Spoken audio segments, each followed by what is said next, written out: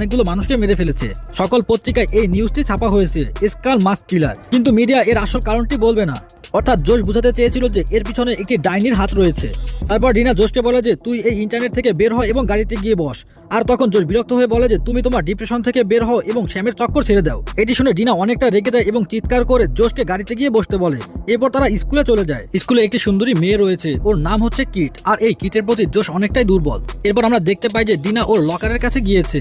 আর dinner যাবার সময় দেখতে পায় যে অনেক গার্লফ্রেন্ড এবং বয়ফ্রেন্ড তার একে অপরকে চুমু খাচ্ছিল। ডিনা যখন ওর লকারটি খোলার চেষ্টা করে তখন অপর একটি ছেলে তার হাতে একটি ছুরি নিয়ে এসে তার পাশের লকারে কিছু লিখে যায়। তখন পিছন থেকে কিট আসে এবং ডিনাকে বলে যে এটি ডাইনি করেছে। সেরাফিয়ার ফিরে এসেছে। তখন ডিনা বিরক্ত হয়ে কিটকে বলে যে তুমিও শুরু করে দিয়েছো। এরপর ওরা দুজন মহিলাদের ওয়াশরুমে যায়। ওয়াশরুমের দরজায় সেরাফিয়ার অর্থাৎ ডাইনিকে নিয়ে একটি ছন্দ লেখা ছিল। আর এটি ছিল সে দূর কবর থেকে উঠে আসে এবং ভালো মানুষদেরকে তার গোলাম বানিয়ে নেয়। সে তোমার রক্ত এবং জীবন নিয়ে নেবে আর শেষ নিঃশ্বাস পর্যন্ত তোমার পিছু করবে। আর এই ছন্দটি কিট এবং সাইমন ডিনাকে পড়ে শোনাচ্ছিল। আর এটি শোনার পর ডিনা বলে যে তোমরা কি মজা করছো? তখন সাইমন বলে যে মজাই তো, যে কিলারটি গত রাতে কিল করেছে সেও তো মজা করে কিল করেছে, কেননা হ্যালোউইনের জন্য সে মাস্ক পরেছিল। এটা মাস্তি ছাড়া আর কি বা হতে পারে। এটি শোনার পরে ডিনা কিছুটা ডিপ্রেসড হয়ে যায়। আর তখন ডিনা কিটকে একটি বাক্স দেয়। কিট জিজ্ঞাসা করে যে এটি কি? তখন ডিনা বলে যে এটি রাতে তুমি শ্যামকে দিয়ে দিও। তখন কিট বলে যে তুমি এবং শ্যামের ব্রেকআপ চক্করের মধ্যে পড়তে চাচ্ছি না, তুমি নিজেই এটি ওকে দিয়ে দিও। তখন ডিনা বলে যে আমি ব্যান্ড ছেড়ে দিয়েছি।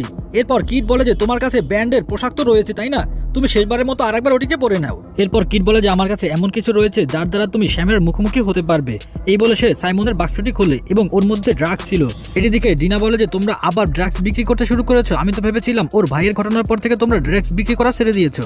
সানিভেল হচ্ছে সিডিসাইডের পাশের একটি শহর। এটি আমেরিকার সবচেয়ে সুন্দর শহর হিসেবে পরিচিত। তবে সিডিসাইড এবং সানিভেলের লোকদের মধ্যে সম্পর্ক ভালো ছিল না।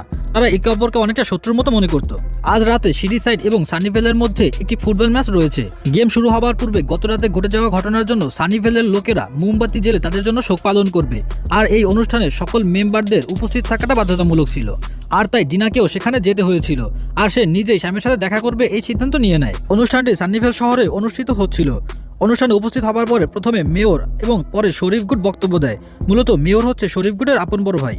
তখন ডিনা দেখতে পায় যে তার গার্লফ্রেন্ড শ্যামের একটি নতুন বয়ফ্রেন্ড হয়েছে এবং শ্যাম ওর বয়ফ্রেন্ডের সাথে অনেকটাই ক্লোজ হচ্ছিল। এটি দেখে ডিনার খুবই খারাপ লাগে এবং ও সেখান থেকে চলে যায়। তারপর ডিনা একটি ফাঁকা জায়গায় গিয়ে একা বসে পড়ে। কিছু সময় পরে শ্যাম সেখানে আসে এবং বলে যে আমি ভেবেছিলাম তুমি এখানে আসবে না। মূলত ডিনা এবং শ্যামের মধ্যে ব্রেকআপ হয়ে গিয়েছিল। আর তাই ডিনা শ্যামের সকল উপহারগুলো তাকে ফেরত দিয়ে দিয়েছে। অন্যদিকে সানিভেল এবং সিডিসাইডের লোকদের মধ্যে ঝগড়া বেঁধে যায় এবং তারা মারামারি করতে শুরু করে।